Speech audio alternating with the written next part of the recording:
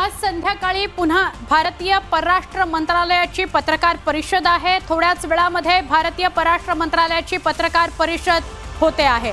थोड्याच वेळात भारतीय परराष्ट्र मंत्रालयाची पत्रकार परिषद नवी दिल्लीमध्ये होईल। भारताच्या पाकिस्तानवरील कारवाई संदर्भात माहिती दिली जाऊ शकते। संध्याकाळी 5:30च्या दरम्यान परराष्ट्र मंत्रालयाची पत्रकार परिषद आहे।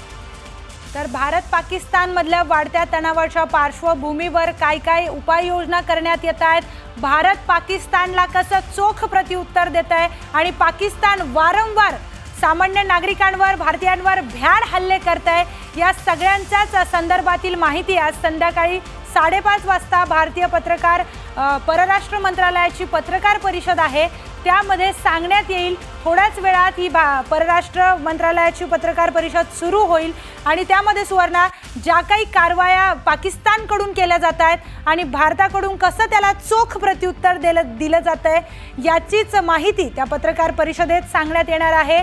तर कर्नल सोफिया आणि व्योमिका सिंग या दोन्हीही रणरागिणी याचं नेतृत्व करतात।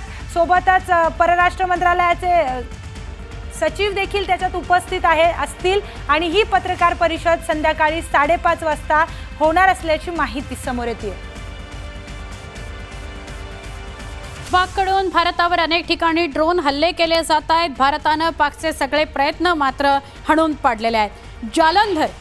जालंधरमध्ये सुद्धा पाकने ड्रोन हल्ले केले आणि ते ड्रोन हल्ले हवेतच उद्ध्वस्त करण्यात आले। तर उधमपूरमध्ये भारतीय जवानांनी पाकच्या हल्ल्याचे प्रयत्न उधळून लावलेले आहेत। पहिली 2 दृश्य म्हणजे एकूण 6 दृश्य आपण बघताय, त्यातली पहिली 2 दृश्य, पहिलं दृश्य जालंधरचं, हवेतच ड्रोनचा हल्ला उद्ध्वस्त करण्यात आला आणि पाकचे हल्ल्याचे प्रयत्न उधमपूरमध्ये सुद्धा उधळून लावण्यात आले।